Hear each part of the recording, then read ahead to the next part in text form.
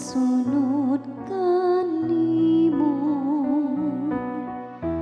Ginoo, nagbaton sa kahayag sa kinabuhi.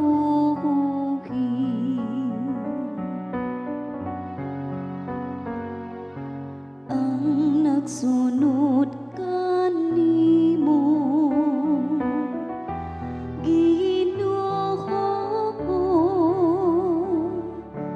nagbaton sa kahayag sa kinabuhi.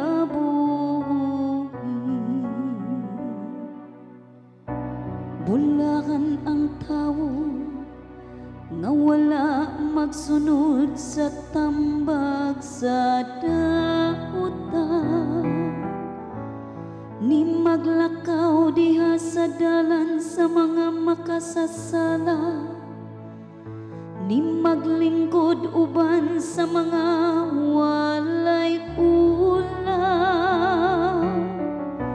Hinununga ang iyang kalipay, anaa sa balaod sa Ginoo,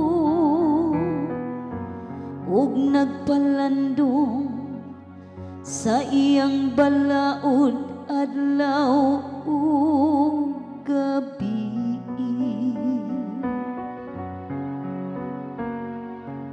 Ang nagsunod kanimo Ginoo, nagbaton sa kahayag sa kinabuhi.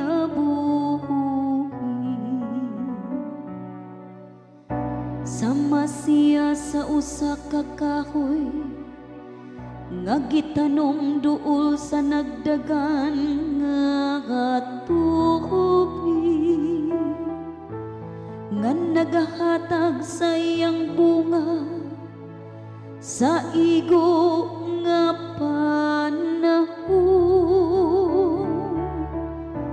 ug kansang mga dahon dili kayod malara.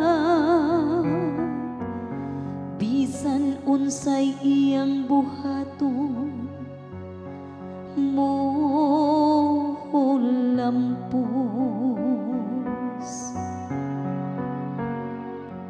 Ang nagsunod kanimo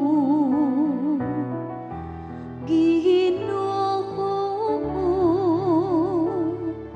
nagbaton sa kahayag sa kinabuhi. Dili ingon niini ang dautan, dili gayud. Sama sila sa uhod nga ipadpad sa hangin, kay nagabantay ang Ginoo sa dalan sa mataro. Apan ang dalan sa dautan